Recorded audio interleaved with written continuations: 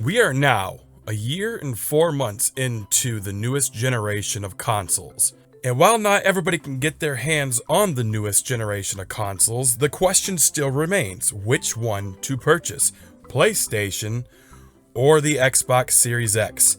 Well, in this video right here, I'm going to go over the differences between both consoles, and maybe this will help you make up your mind which console to go with. I guess let's start off with the main thing, the controller. Now for the Xbox Series X, they decided to go with just the regular standard Xbox One design. Now it does have a little bit of a difference with this right here, the directional pad. It does have the circle around it, whereas with the Xbox Ones, it did not have that. And that's really the only difference between the Xbox Series X controller and the Xbox One controller is this. They went with the same exact design as they had with the previous generation. But I guess if it ain't broke, don't fix it. As for PlayStation, they completely redesigned the entire controller again, keeping this touchpad, which most likely they won't really use too much of, keeping the touchpad, giving these nice clear directional buttons. The square, triangle, circle, and cross buttons are clear also. Kind of gives it a premium look and not really a premium feel.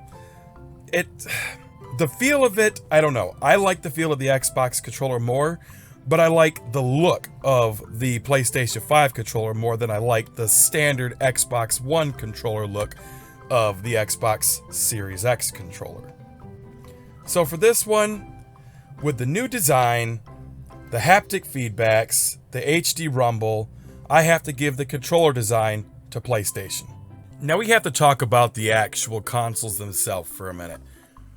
The Xbox actually does true 4K 60 frames per second, whereas the PlayStation 5 in first-party titles, it will do 4K 30 frames per second. But for the most part, if you want to hit that sweet 60 frames per second, the PlayStation 5 plays in 1440p upscaled, just like the PS4 Pro, and that is a massive down point for the PlayStation 5. While it still looks pretty, it's not true native 4K like the Xbox Series X is. So when it comes to internal hardware, I have to give that one to the Xbox Series X, just because it is the most powerful and it actually does native 4K, whereas the PlayStation 5, it's 1440p upscaled for most of the games again. So that's one for PlayStation for the controller and one for Xbox for the actual hardware. Now let's talk about the actual designs of these consoles. The Xbox Series X just looks like a big brick. They didn't really put too much thought into this. I guess they wanted space saver for it, but the thing just looks like a mini fridge. Now let's take a look at the PlayStation 5. It's very, very futuristic looking. It's got a nice white casing on a black inner. It looks very pretty. It looks modernized. It looks next gen. The only problem is it's freaking huge.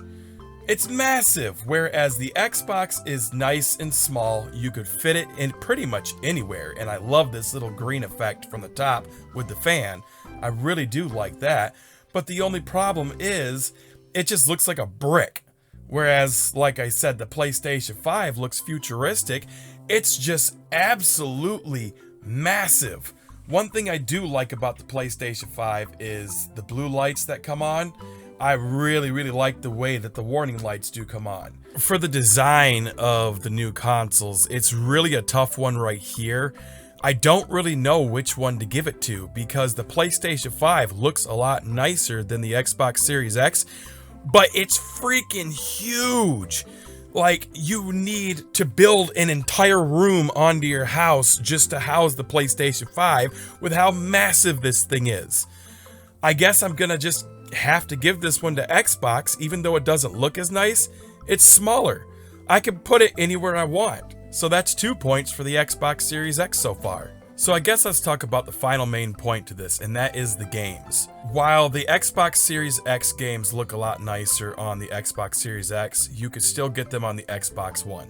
Every single game released for the Xbox Series X will be on Xbox One for the first 3 years of the life, and I get that it's because of the chip shortage and all that stuff that they can't get them out, but PlayStation 5 actually does have exclusives. Not many.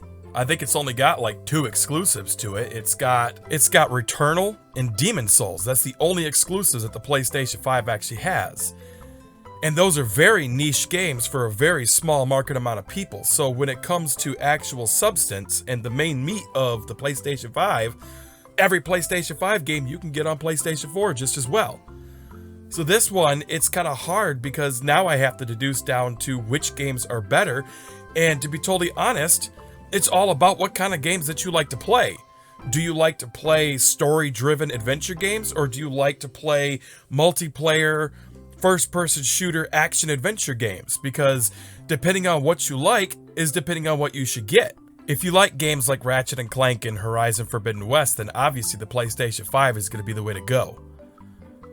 If you like Halo and Hellblade, games like that, then obviously the Xbox is the way to go.